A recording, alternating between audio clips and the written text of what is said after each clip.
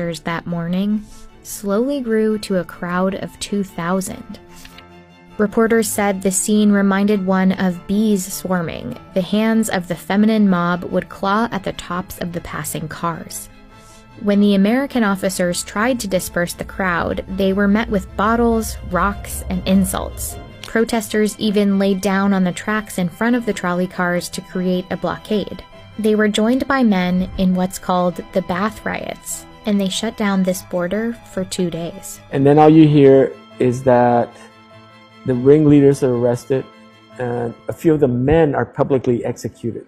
As for Carmelita Torres, it appears like she was thrown in prison, and as historians, we don't know what happened to her afterwards. We've lost every trace. The fumigations didn't stop after the riots.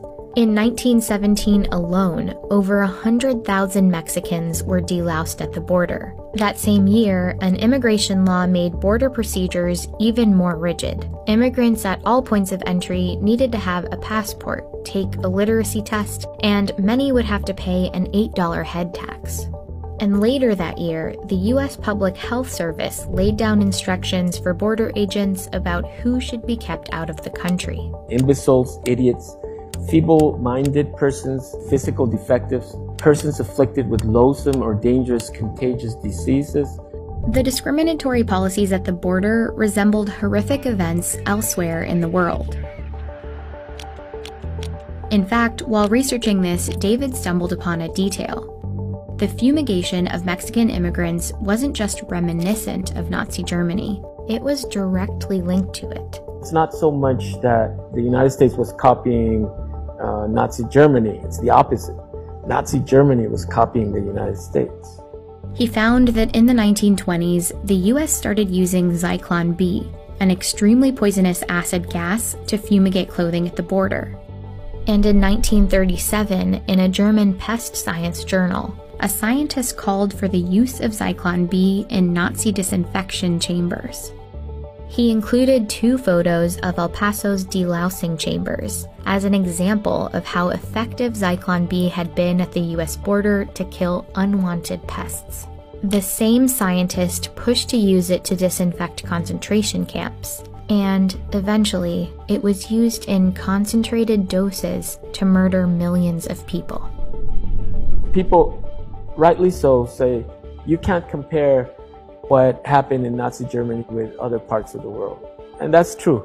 In terms of Zyklon B, it was used on the border not to intentionally kill Mexican border crossers. But the history of something like the Holocaust doesn't take place in a vacuum.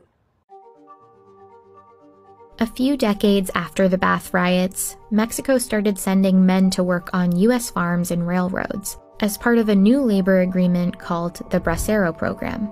And through the program, the border disinfections continued.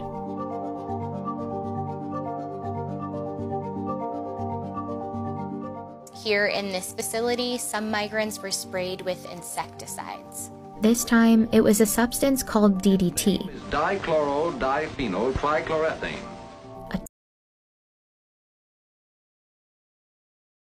It was a substance called DDT. Dichloro-diphenyl-trichloroethane.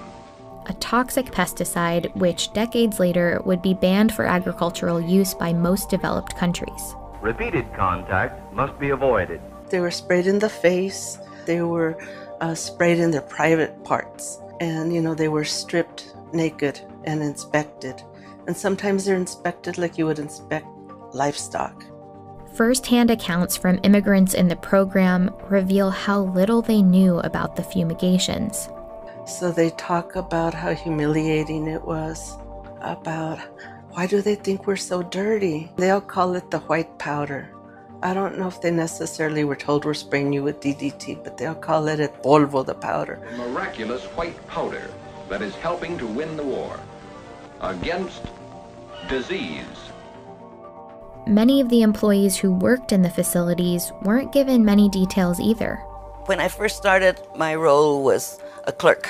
I got the job mainly because I spoke Spanish. There was a hut in the area when they came in from the Mexican side that they were going there, and they had some sort of It was for lice, they said. It was, to disinfect for lice.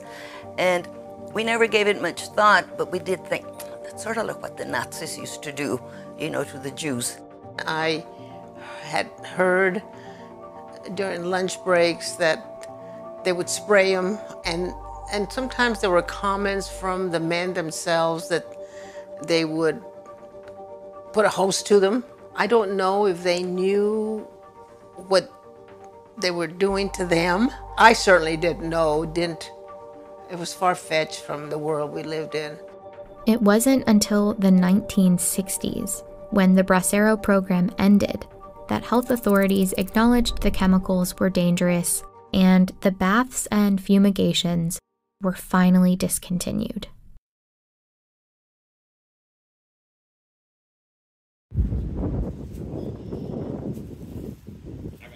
I'm not the cameraman. No. All right, Shalom. We are the Hebrew Israelites from the Indianapolis branch of the Great Millstone. And we're here to give all praises, glory, and honor to Yahweh, Ba'ashem, Yahushai, Ba'ashem, HaKadosh. Double honors to the apostles and elders of Great Millstone who rule well in teaching us this 100% truth. Salutations to them and our fellow Akim who labor in this truth week in and week out on the highways and byways. Also salutations to the hopeful elect of the scattered 12 tribes of Israel, scattered to the four corners of the earth, that be like unto the speckled bird, also known as your Israelite foreigners, and your so-called Negroes, Latinos, and Native Americans. To you, we say Shalom. Shalom. All right, we're coming back at you with another installment of our For Thy Violence Against Thy Brother Jacob series, dealing with the gasoline baths at the border.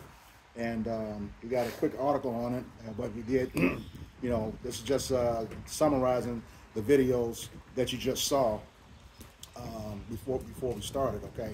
Give you a little bit of history on what happened down at the border and who was involved with it. All right, so before we do that, Salakia, I want to read the scripture, Obadiah 1 and 10. It says, "For thy violence against thy brother Jacob, shame shall cover thee, and thou shalt be cut off forever." So this is a prophecy about Esau, Edom coming to an end for all of the violence that he's committed against Jacob or the 12 tribes of Israel. Okay, and he has worked hell on us, since we came under his rulership. And this whole story about the gasoline baths at the border is just another item where he did a lot of projection. A lot of stuff we find out about Esau, he was really the problem, okay? But he put that problem on Jake, just like he'll talk about black on black crime when, it's white crime on everybody for them. So-called, they mess with everybody, They just can't lead people along. And this is one of those things where, this whole gasoline baths at the border pretty much goes into ethnic cleansing of the Mexican Americans, or the Mexican who is also called the tribe of Issachar, okay, according to the scriptures. All right, so we'll just get into a quick summary of the article and go on from there. This is an article from Vox. It says in 1917, American health officials in El Paso, Texas, launched a campaign to use toxic chemicals, including gasoline baths, to disinfect immigrants seeking to enter the United States through the U.S.-Mexican border.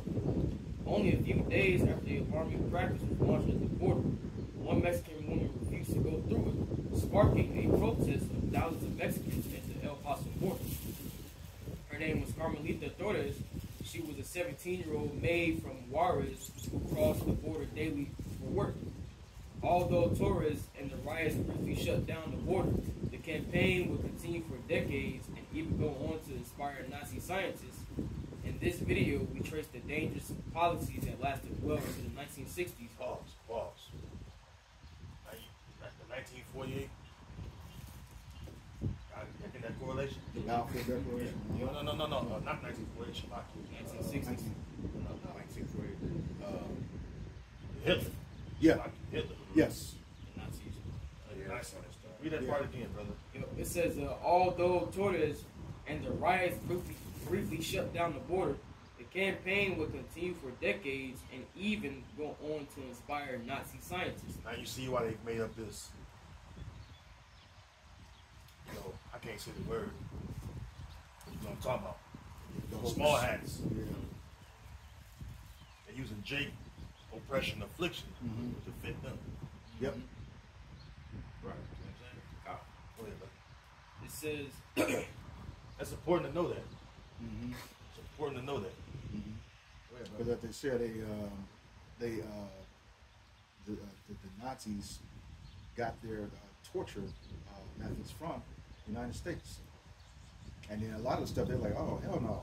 You know, this is whack. This is crazy. But, you know, they still did their thing, you know. But that comes in mind, Deuteronomy 28. The curse will be a sign upon us. Yep. Yep. I was listening to this documentary on it. You know, just trying to learn. And going off the documentary, that documentary was true, it was horrifying. They said they were just killing them, taking their kids. They were tricking them into getting on these buses and taking them to camps, just slaughtering them all over. And they was like, it was over. So like 2 million. Just children. The number always change, brother. Yeah. That's good.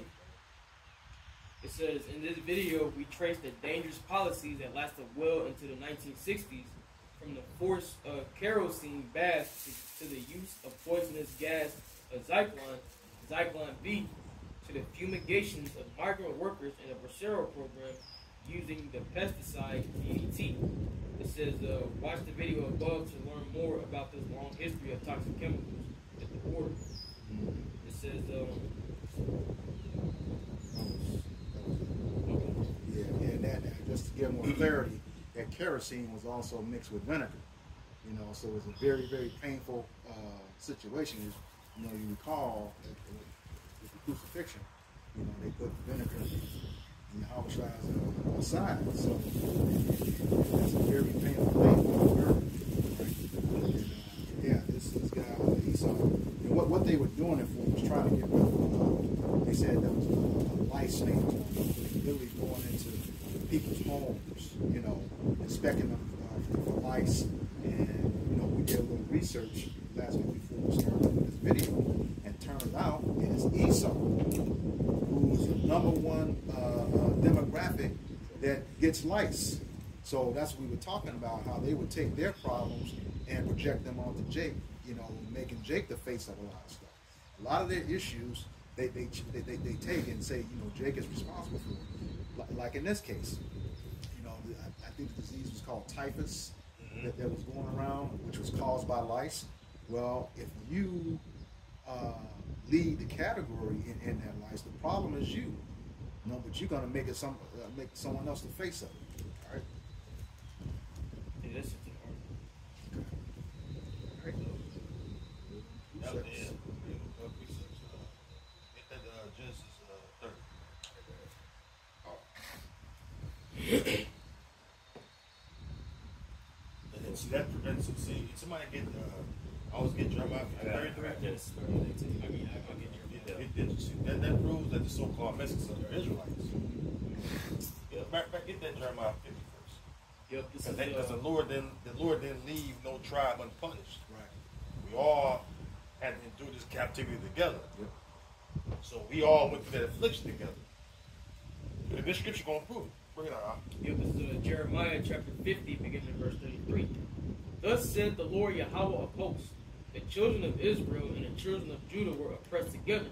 It says the children of Israel and the children of Judah were oppressed together. Let's show you that the northern tribes were punished with the southern kingdom.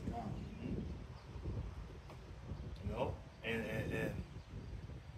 they act like, you know what I'm saying, they just better than Jake. No, you're the same. You know, this is why Esau treats you like that. Yep. You know, you're not no friend of Esau. You his enemy. And that's why Esau, every time he uses shit out of Issachar for hard labor. And then he show you he's using nickel. Yep. In his eyes. I mean, this whole thing is a straight atrocity. How could you trust that Esau after doing something like this? You know, they was dying. And really, they don't want to tell the whole thing. They was dying of this shit. Yeah. And on the side note, that goes to show you that, you know, this Babylon that's being spoken of in Jeremiah 50 is talking about modern day America. See, because the last time we were oppressed together as a nation was in ancient Egypt. See, and we know that the northern tribes, mainly the northern tribes, went into the Assyrian captivity, Medo-Persians, Southern Kingdom, as well as Greek and Roman captivities. Right. So also this is talking about America here in Jeremiah the 50th chapter, because also you got Southern and Northern Kingdom here in the land of America being oppressed to this day. The Assyrians took his northern tribes away. Matter of fact, Esdras, second Esdras 13. But look that up too. The word Issachar. It says Jeremiah chapter 50, verse 33. It says, "Thus saith the Lord Yahweh of hosts, the children of Israel and the children of Judah were oppressed together, and all that took them captives held them fast. They refused to let them go." Right. And we still yet this day in our captivity together. You know, no matter where we at, we're on the bottom. We're under these curses. All right. They who judge was not to drink of that cup have assuredly drunk. All right. Get that second Esdras in there. Somebody get 2 Kings. You want it now? Yeah, go ahead. Bring it out. Book of 2 Esdras, chapter 13, verses 40, says, "Those are the 10 tribes which were carried away prisoners out of their own land in the time of Hoshea, the king, whom Salmanasar, king of Assyria, led away captive, and he carried them over the waters, and so came they into other land." Right. Into another land. Right, which we know that land would be America. Karatazar, another land. You know? And that's the moment when we never return to the land of Israel. Once Salmanasar the Fifth took us away, and we came to that land, all right, we never returned. As far as the vast majority of us. You had some sprinkles here and there, but overwhelming majority of us was gone. That was the Lord casting us out. But they took this counsel among themselves that they would leave the multitude of the heathen and go forth into a further country where never mankind dwelt. It should be the side of the world, the so-called unknown world. Right, which we knew about this world when you go into 1 Kings 10. Tell you about the peacocks. Look at the peacocks. Talking about it goes to the Latin word pavos. It's talking about turkeys. Turkeys are native to the Americas. Right? They're like turkeys are native to and mainly Central America. Right? Kind of south of North America, but Central South America. When they find the tribes at, only the Americans, they named it. Nazareth. Yeah. According to 2 Esdras 13. Yeah, that's what we're getting there. Go ahead, brother. It says that they might there keep their statutes, which they never kept in their own land. That's why, you look at the history of the northern tribes, we were going off. There were some things we were keeping too, customs. That's just Jake for you. Jake was over here, we was idol worshiping and shit. Everybody says in Hosea that that too. You get that too, but it's the 5th chapter of Hosea. It speaks about the sins of Israel not hearing from the Lord.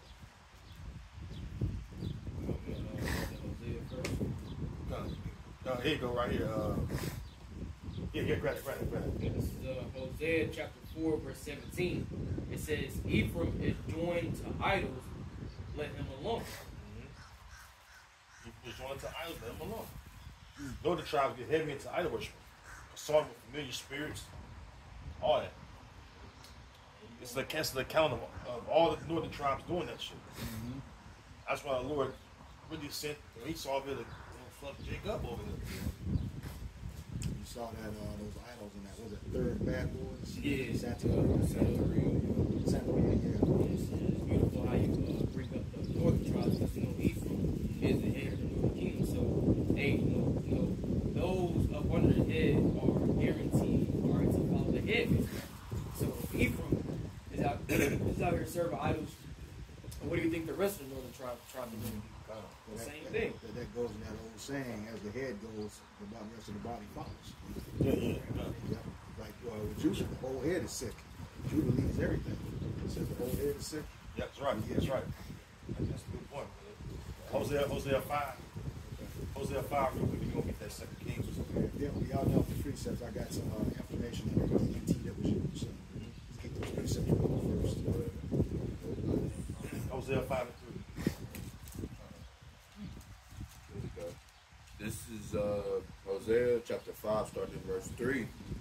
And it reads, I know Ephraim and Israel is not hid from me. For now, O Ephraim, thou committest whoredom and whoredoms.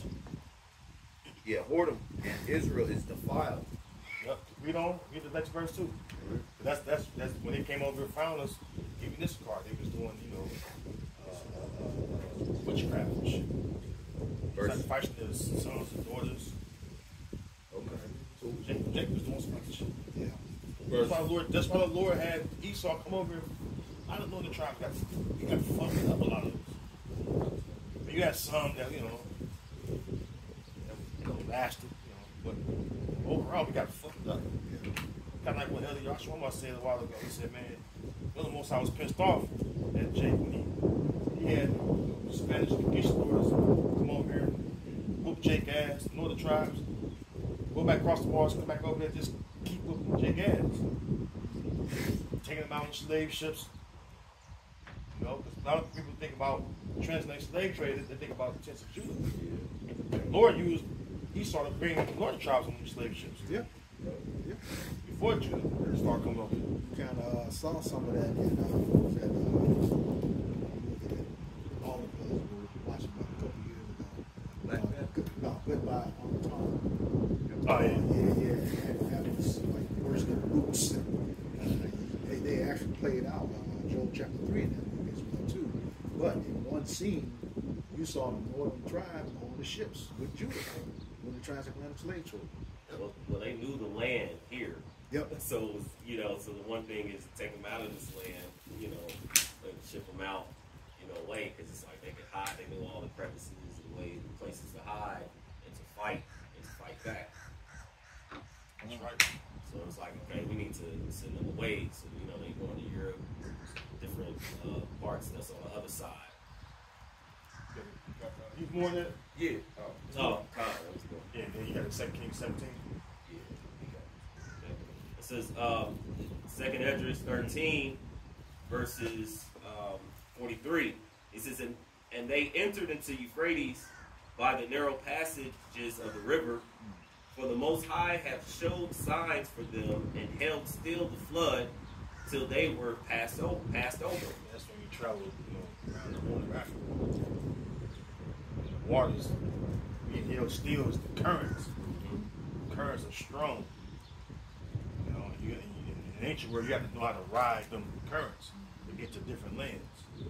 Wasn't that the same path that took a year and a half one way and a year that's and right. a half back? Yeah. Mm-hmm. That's how you can link. That's how you link up the peacock. You look at the peacock. You go back to the Latin Pavos. King Solomon Navy took them a year and a half. They say every 3 years they came. Yep. So a year and a half that way, a year and a half back. Every 3 years they brought things for King Solomon. That proves that it took us a year and a half to get over here. Well, where did it take a year and a half to go? That world right there connected by land. The whole known world at that time. So it had to be talking about over here. Because it took what? A year and a half. Go ahead. It says, verse 45, it says, For through the country there was a great way to go, namely of a year and a half. And the same region is called Asherah. That then dwelt they there until the latter time. Then dwelt they there? And then dwelt they there until the latter time. And now when they shall begin to come. Like the latter times. Yes, sir. That's why when they came over here, all right, they seen what? The 10 tribes. Mm-hmm. From North, Central, and South America. I got they said we're in the latter times. We're at the end of the latter times right now. Mm-hmm. But it was for us to be joined together, to be, again, Jeremiah 50 and 33, to be pressed together. The reunion of the tribes. You know, this is why the Great Awakening is so important. Because the Great Awakening started over here in America. All right, go ahead. I had a little information pulled up on Ashereth, and this is from the Jewish Encyclopedia, so they know. All right, it says the name of the land beyond the great river, far away from the habitation of man, in which the 10 tribes of Israel dwell, observing the laws of Moses until the time of restoration. See? Okay? And it says according to observing the laws. All right, it says observing the laws. What?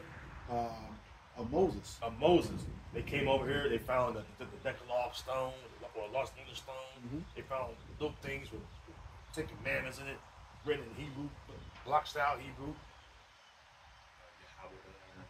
Yeah. You look at the James there. He studied the language. He said what? It was ancient Semitic language. So they did a study on us. Yep. This is why you go into the history of how they came over. They had the Moors, which is Southern Kingdom Israelites. They could speak what? The Hebrew, number one. And it says Arabic, which Arabic comes from Hebrew anyway. Yep. So they was fluent in that. So they had our brothers that they could translate what we were saying. But they don't teach that shit in school. Nope. Oh, go ahead. And then it's like you find in Columbus's ledger, he brought 5 Hebrew interpreters with him. There was more. They say Moors. Yep. There was the movie called 1942. 1492. 1492, where it actually had, the guy playing Columbus mentioned the Apocrypha. Yeah. He's like, it's written in the Apocrypha, like how they came here. That's what's coming up right here. Okay, start back at the top. The name of the land beyond the far great river, far away from the habitation of man, in which the 10 tribes of Israel will dwell, observing the law of Moses until the time of restoration, according to, now they have 4th Esdras, 13 and 45, but we know in the 2nd Esdras, 13. It says Columbus identified America with this land. So they use the scriptures to find it. Yep. And to bring it all in, bring it back into Issachar, that Decalogue stone out there in New Mexico, I believe it is. Yeah. And so that land, you look when you know the geographical land, or location. Most of this west part of this land was Issachar, so-called Mexican land. So it makes sense that Lost English stone was found out there. And what they have on the 10 Commandments. Yep. This is why they know we caught on to it. They start scribbling shit out. Yeah. They start scribbling shit out because they like, oh, they know this shit. They know that they are the Israelites of the Bible. So they started scratching out like Esau do. He destroyed things. Knocked the noses off and stuff. Yeah. He destroyed things so you can't know. But once it got out, it was over with. Yep. Because the Lord was waking us up. And this is why even the apostles and the elders, they go into that. Matter of fact, the elder Kazak went out there and he looks like read it, fluent. There was a dude like an Edomite before Elder Kazak went out there. He read it fluently. He said it's the name of their God. Yep. Their God is Yahweh. Yahweh. Speckled bird. Why?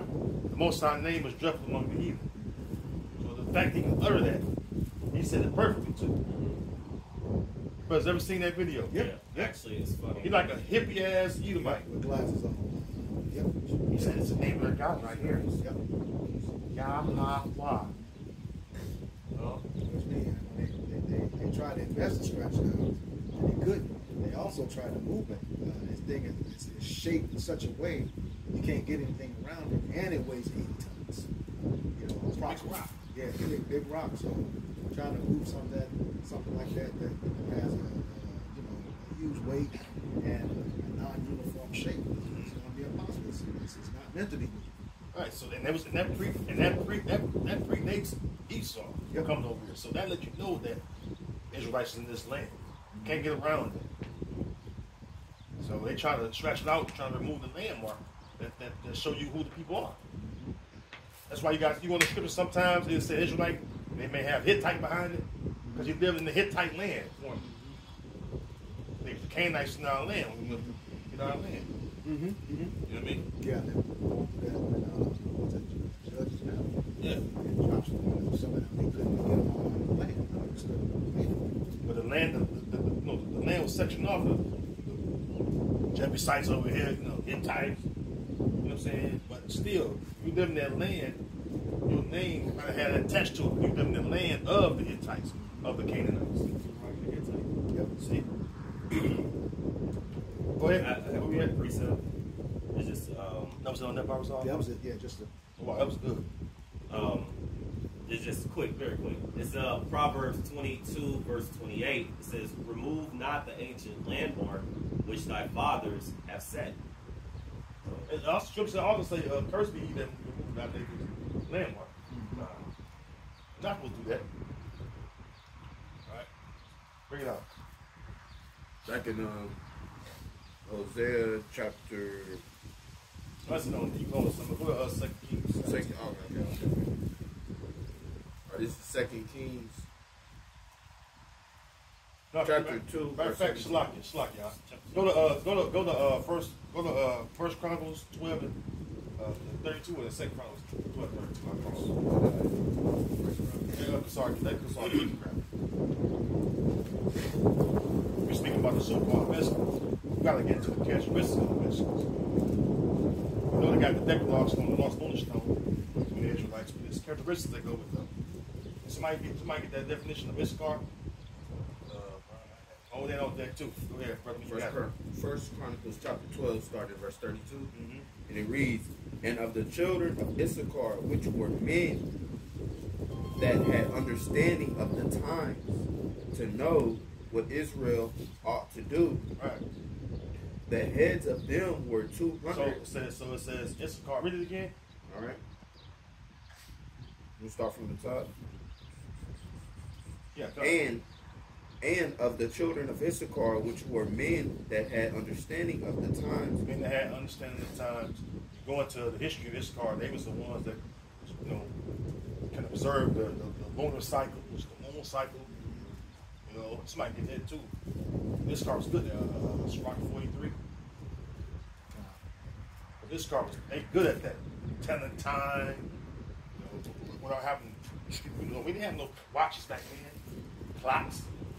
They able to do that. And then when I learn this truth, I question them. Like, man, I could tell the time without knowing the time and the thing. Oh yeah, my grandfather, he can tell you what time it is exactly, bro. And dead serious, man. All of them knew that. That's right. Yeah. So bring out that real quick. So we're gonna go back there where you at, Kazar? Yeah. This is Sirach. Because watching the lunar cycle, especially bringing in high holy days. Yeah. So Issachar had a responsibility for that. They got look, we got so many days for the new moon coming, the new Sabbath. We got the feast coming up. You know what I mean? The Day of Atonement, whatever. They was perfect at that. Everybody had a job to do. Remember, the children of Israel were made to serve Yahweh Bashim Yahweh Shai. So we are to serve in some way. Levites had their portion of serving, the priestly duties. So we service, man. Yeah, this is Sirach or Ecclesiastes chapter 43, beginning at verse 6. It says, "He made the moon also to serve in her season for a declaration of times and a sign of the world." Right, and start to look at that. Man, this okay. We get Israel together, let them know the heads, whatever. We sound this message that y'all know this is coming in. Passover coming up. Gotta get ready to get your unblemished lamb, male the first year. You know what I mean? Go ahead. It says, "From the moon is the sign of feast." Sign of feast. Issachar told you when the feast come up. Go ahead. It says, "A light that decreaseth in her perfection." That's all we get on there, brother. Go back to that precept. Come. This is in the Apocrypha, the letter of Jeremiah 1:60. And it says, "For sun, moon, and stars, being bright and sent to do their offices, are obedient." Okay? So even though we know that Esau sought to change times and laws, he couldn't do it. That's how, like I said, Issachar was able to do that. They're going to be obedient and hold their offices no matter what he does. Even with the daylight savings, the changing the calendar from 354 days to 365 days, with a leap year and all that, involved too, they're going to be obedient. That's how we can keep it today. A part of so-called Aztec, a part of the so-called Aztec, which is so-called Issachar heritage, they had the Aztec calendar. Yeah. Yep. In the backyard, I was just pulling it up. You also have the Mayan calendar, which was the whole phenomenon of the 2012 collapse. They were all going based off of, Issachar. It's the Mexican, Guatemala, Honduras, and El Salvador, actually. So these are the tribes in which they were looking at, because based off of their understanding of the time and the science behind it, they had people in this area, hysteria. Yep. So the ones that can actually read the constellation and know the signs of heaven originally real good was Issachar. So they played a very important role. They would sound the trumpets. Go ahead, brother. That kind of goes into, when you get into that, in that Jeremiah 31, is it 35, 37? Okay.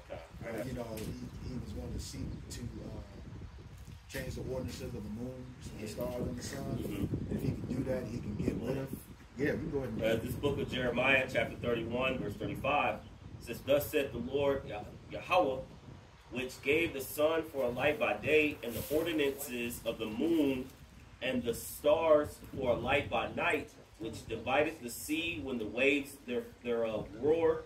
The Lord of hosts is his name. If those ordinances depart from before me, thus said Yahweh, Ba'ashem Yahushai, then the seed of Israel also shall cease from being a nation before me forever." God, see, when you think of that, this is you speaking as a man, that's another reason why he was trying to get rid of Issachar, get rid of Israel altogether. Because we know they're trying to block out the sun. Before the fake moon landing, you had Project A119, NASA Project A119, which is where they tried to send a nuke to the moon. A lot of people don't know that. They tried to send a nuke to the moon and blow it up. So here again, by doing that, they were going great lengths to try to get rid of Jake. And we just saw with Elon Musk, that just proved that they never went. Because he sent that rocket up and couldn't break the firmament. So, and to back your point up as well, they know that the spirit of Yahweh Ba'ashem Yahushai is going to come back upon these same men in the last days, so that they would remember themselves, in the land in which they were scattered, all the places in which they would be. So that's like the elders bringing out, the spirit of being able to know the signs and the times. That spirit would come back upon his people. And they knew. So they wanted to completely destroy that. Somebody look up the word. Go to Genesis 30. I got it. Name. Yeah, read the scripture. I got the name. Got it. I have the name. All right, I read 30. You pull up the name. It's the book of Genesis, chapter 30, verse 18. He says, "And Leah said, Most High have given me my hire, because I have given my maiden to my husband," and she called his name Issachar. Issachar. No. Our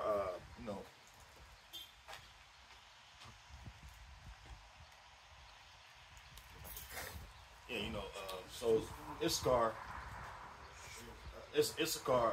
name was given, like our names of the tribes of the patriarchs. They're all omens.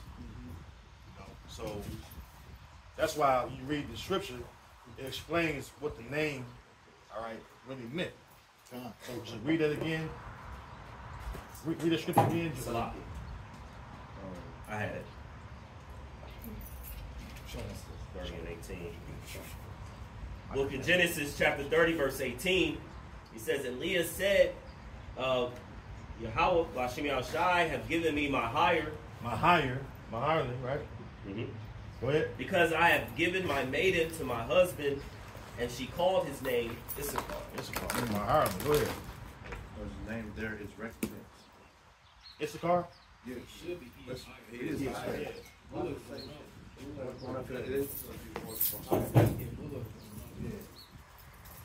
What's going on? Yeah. Yeah, we know. That's why the scriptures explain it.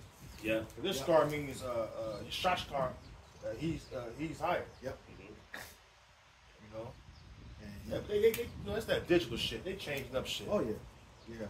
I used to have the 1611, the literal 1611 digital, and then they changed the Greek saying Yesu into Jesus. I got rid of it.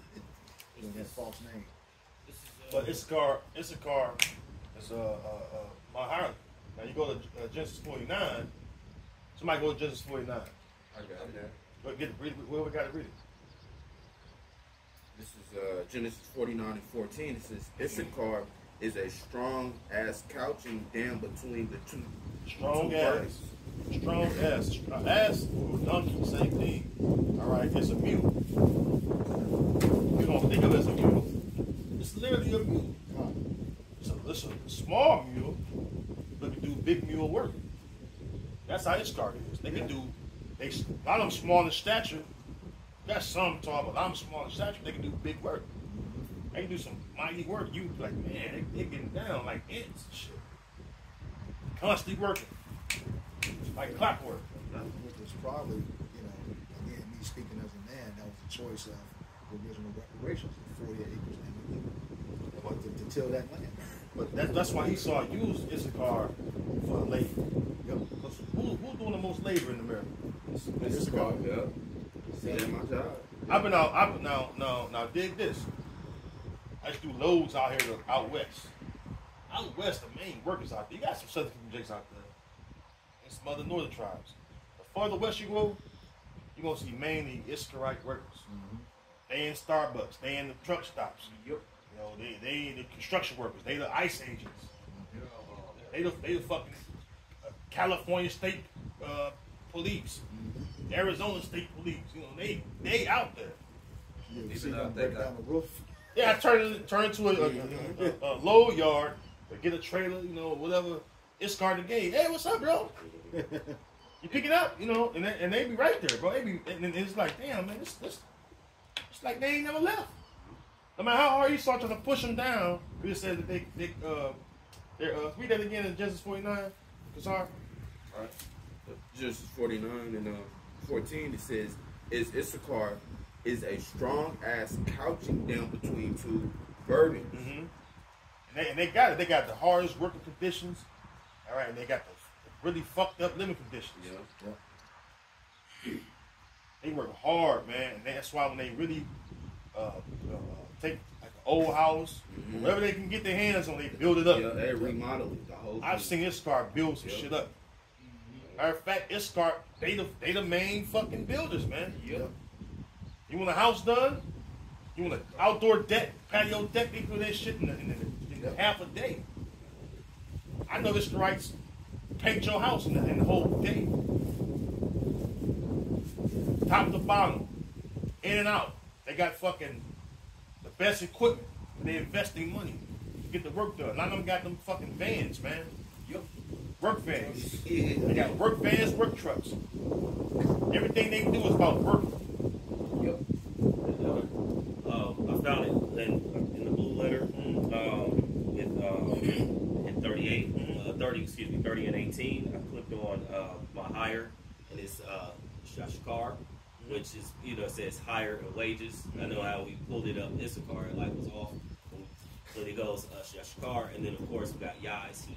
So Yah is Shashkar. Even when you were carrying the You guys dig for it. You saw the devil. You know, dig for it. That was good. That was too hard. Because they got this also in the Hebrew Chaldee lexicon. When you go to the bottom, it says he is wages, or he brings wages, which that goes into Issachar. He is hired. And they got shitty wages. They got shitty wages. Issachar getting paid much. put them shovels together, and they build on top of that. I've seen 5 or 6 Israelite families in the house, man. Yep. And they work at the same fucking job. The men work the same job, but eventually they start branching out. He helped him with his house. He helped him with his house. You know what I'm saying? It's a trickle down thing. That good system. Yeah, you know. And yet you have Donald Trump trying to kick him out, build a wall and shit. See, that's how you know, man. Hey, without Jake, man, Esau ain't gonna have no fucking king. This place will collapse overnight without this cigar alone. You saw most Jakes don't know fucking work. I was gonna say you saw what happened in Florida. Changed that law.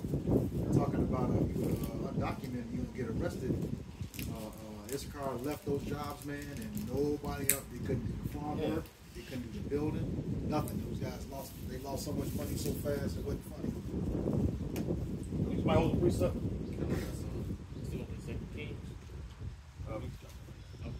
What you got, Jacques?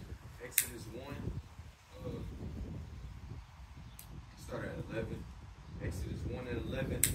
Therefore they did set over them taskmasters to afflict them with their burdens, and they built for Pharaoh treasure cities, Pithom, and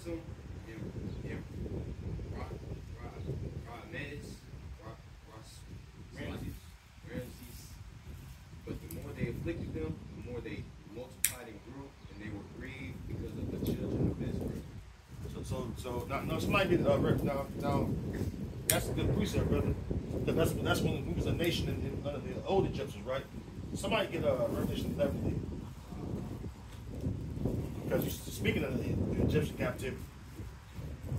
That's why this place is known as spiritual Stockton. Because somebody matter of fact, before you read it in Revelation, get Exodus 20 and 1. You have to know what Egypt means, man, or what it meant for us. You know? That's right. You're gonna read it, brother. That's what it is. Somebody hold that Revelation still.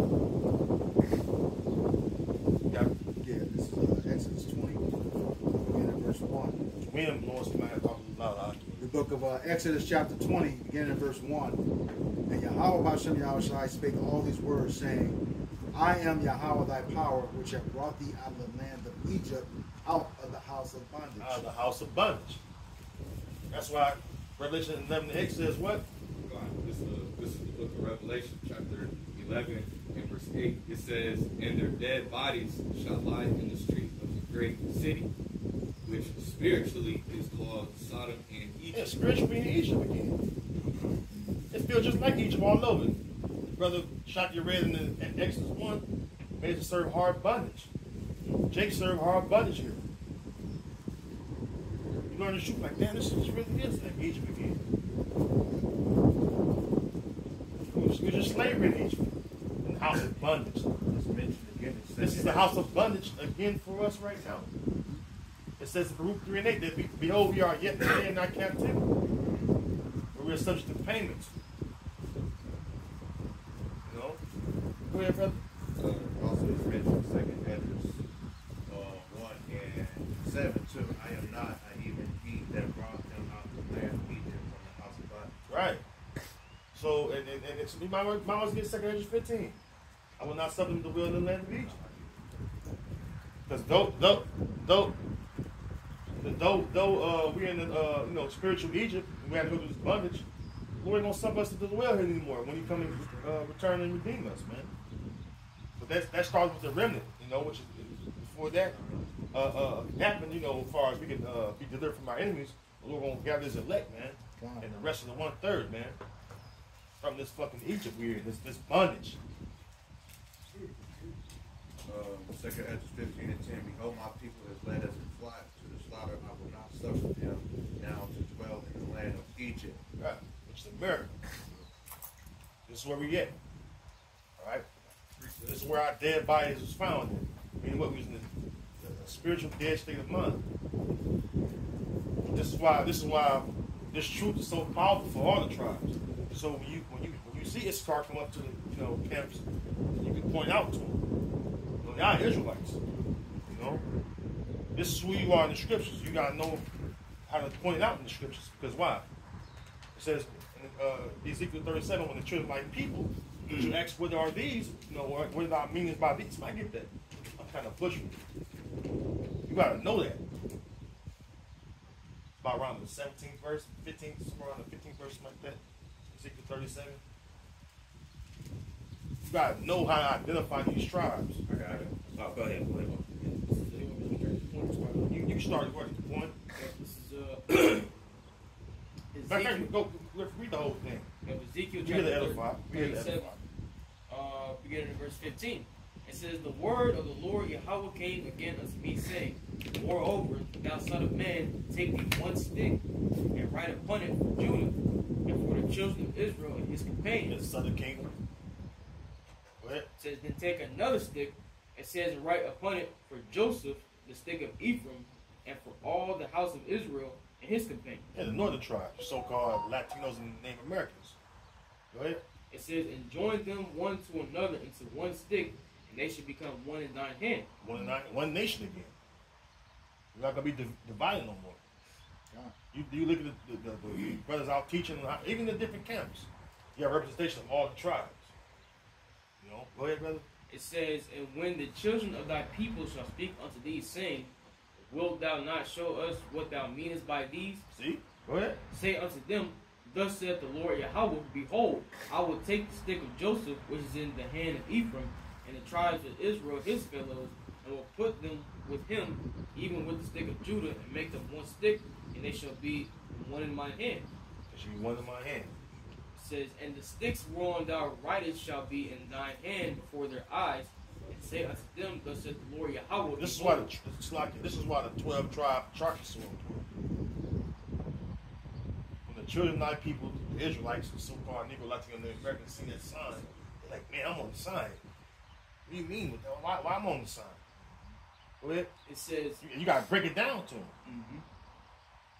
You know, go ahead. It says, behold, I will take the children of Israel from among the heathen, whether they be gone, and will gather them on every side and bring them to the land, and I will make them so far, basically waking up the people, you got to let them know that, hey, we're getting ready to gather us up and take us back to our land. Not just Judah, not just Levi, not just Benjamin, not just Ephraim, not just Reuben, not just Gad. All the tribes have the election. It says 12,000 of each tribe, right? And then you have the rest of the 1/3. Yeah, Revelation 7. Come on. It says, and I will make them one nation in the land upon the mountains of Israel, and one shall be king to them all, and there shall be no more two nations, and neither shall they be divided into two kingdoms any more at all. Yeah, that's it. That's all you need, brother. Because right now, because even still to this day, Jake, you fucking have an evil eye towards your brother, man. I experienced that. This car didn't like me. I was dark. I was light. Summertime, I'm dark as shit. Get cold, I'm light. I'm a little light brown. I was a nigga in their eyes. So it is what it is. With a long fucking ponytail out my back. Fucking nigga though. Because Esau. And I always knew they was like related somehow to us. Mm-hmm. Yeah.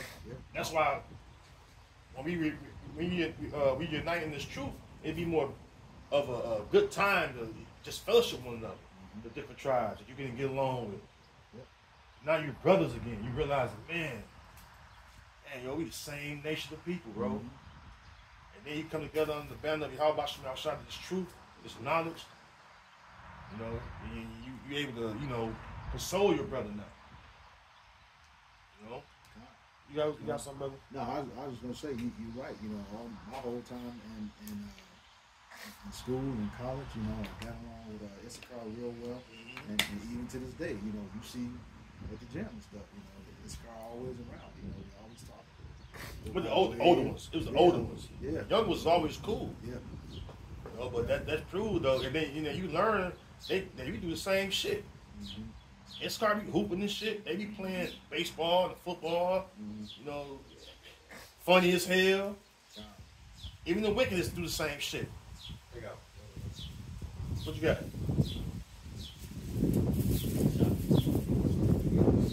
Somebody get that Isaiah 11. Oh, 11 and 13. You get that? I got it. What you said. This is Isaiah chapter 11 and verse 13. It's like, this is the book of Isaiah chapter 11 and verse 13.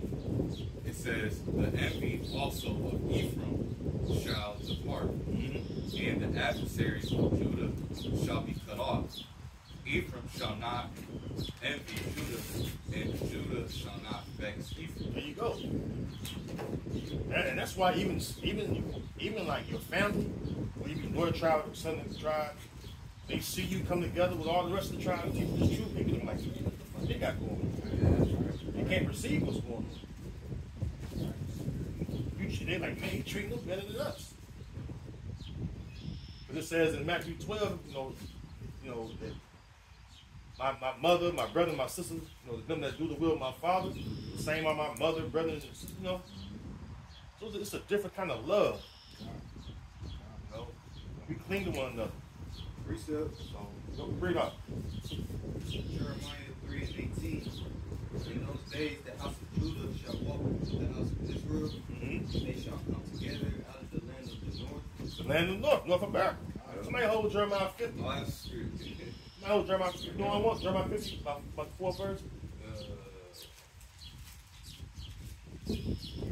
Read it, start again, shocking.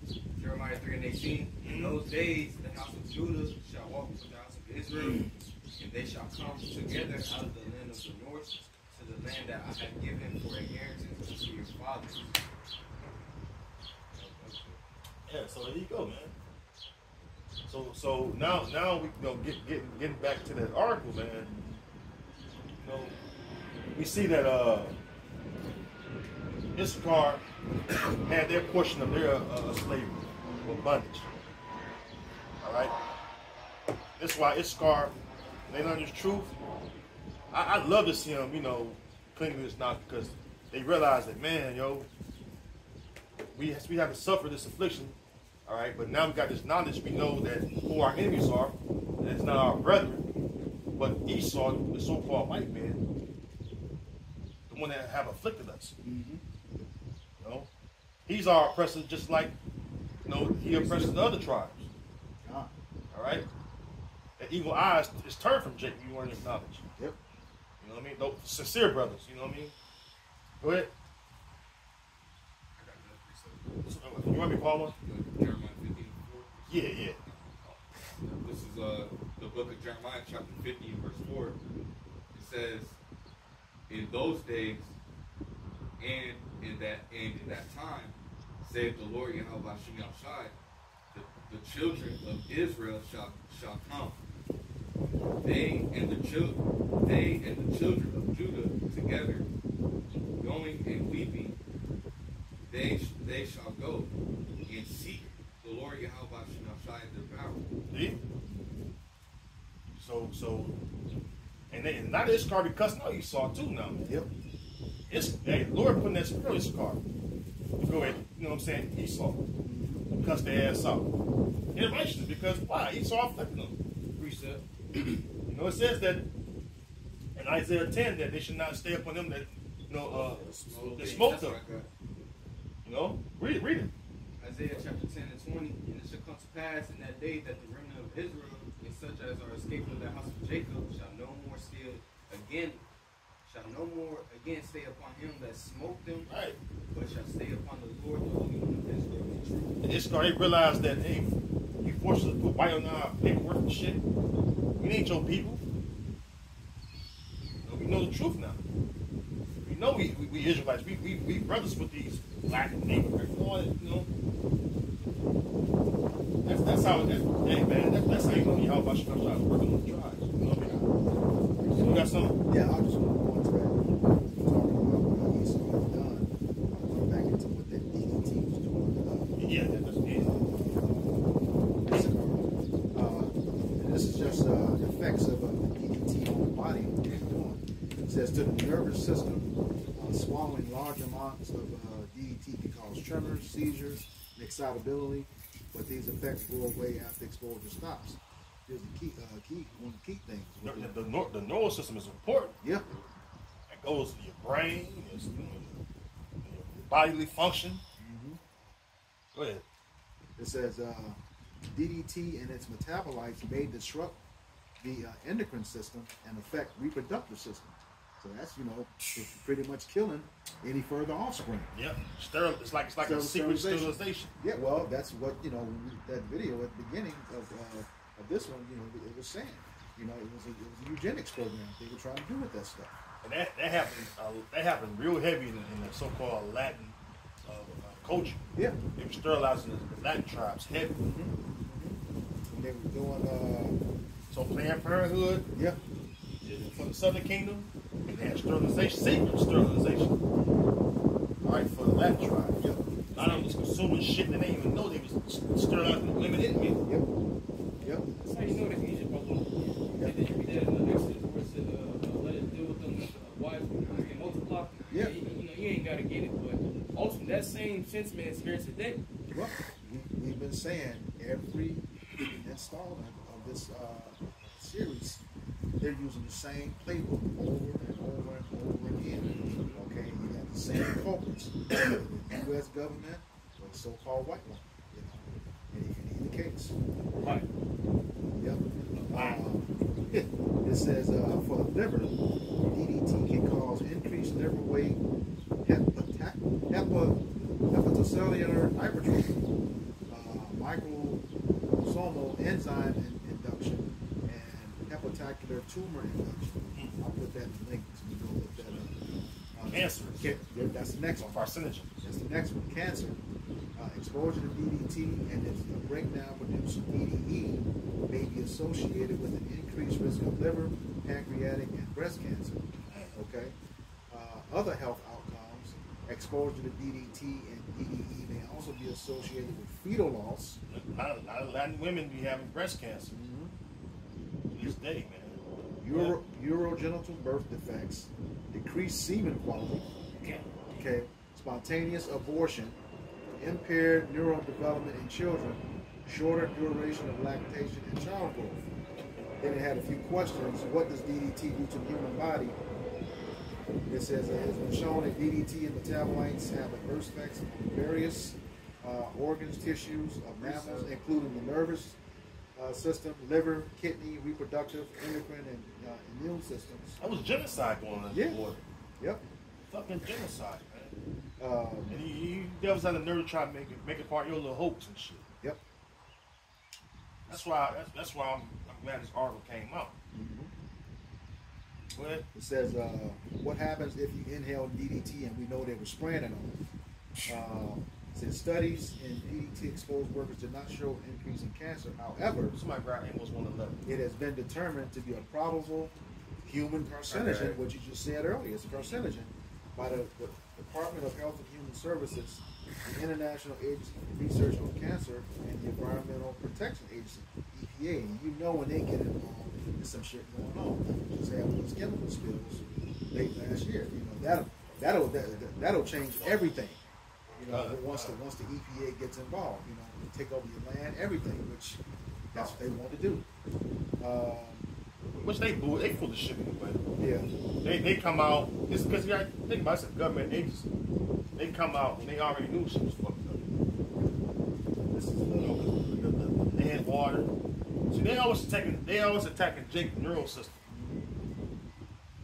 That's why people think of the sword. They think about guns, missiles. They got chemical swords too. Yep. Yep. Biological weapons. Biological weapons. That's it. Go ahead, brother. Yeah, this is the last one. Is DDT and extremely toxic? And it says DDT is highly carcinogenic, toxic, and hazardous, but indirect exposure is relatively non-toxic for humans. Chronic exposure of DDT can affect reproductive capabilities, embryo or fetus, and breast cancer. And we know that this wasn't indirect. This was purposely done for what they said. So they were held back, just like you said earlier. Eugenics.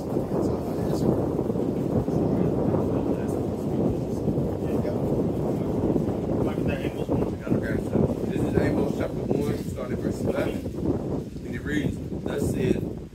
says, the Lord, for 3 transgressions of Edom, and for 4 Edomites, yep. I will not turn away the punishment thereof, because he did pursue his brother with the sword, and did cast off all pity, and his anger did I did tear perpetually. That ark, that ran from ET, they cast off all pity. It says anger did tear perpetually, right? What kind of wicked, sick shit you do to a people to make them go through fucking gas baths and houses and shit? Knowing it's fucking them up. Everything the brother Barzal just read is fucking this car up. It's fair to say, it said that you show no favor to the young or the old. That's right. So it's affected every part, patriarch, all the way down to the children. Yeah, because think about, ones that they have children, like kind of like I'm thinking about Japan. That neurological effect, yeah. That's they know that should pass down to their children. So imagine like the brother Barzal just said, they having children, they coming out with neural problems and shit. It's all because of Esau, so-called white man. Go ahead, brother. All right. And he kept his wrath forever. He kept his wrath forever. That's why we're going to keep our wrath forever. We got you in slavery, bro. You got something?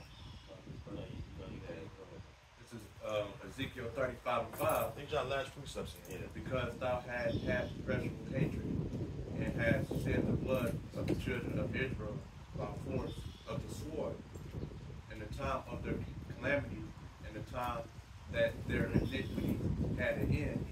Therefore, as I live, said the Lord God, I will prepare thee unto blood, and blood shall pursue thee. Said thou hast not hated blood, even blood shall pursue thee. Yeah, Esau, he murders. I couldn't say kill. He murdered for fun, for sport. He take lives for sport. He don't bat an eye.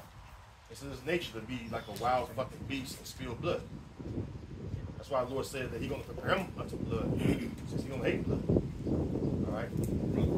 So all the bloodshed that's in America, like it says in Numbers 35, that the land cannot be cleansed except him that shed the blood, his blood be shed. That's perfectly paraphrasing, Yeah, which ties in Joel 3 and 21. You got to cleanse that blood. It's not cleansed yet. You got to see it. Yep. Go ahead. Jumping down to Ezekiel 35:10, because thou hast said, these 2 nations and these 2 countries shall be mine, and we will possess it, whereas the Lord was there. And somebody the nation of Israel, the northern tribes, southern tribes, the whole nation. Go ahead. Therefore, as I live, said the Lord, Yahweh, I will even do according to thy anger and according to thy envy, which thou hast used out of thy hatred against them, and I will make myself known among them when I have judged thee. The Lord will judge you without mercy. God. Remember it says in the Donovan Compact Bible Dictionary that the Edomites wasn't promised any mercy from the Most High. The only neighbors of the Israelites. You fucked up, you saw it. Bottom of page 142.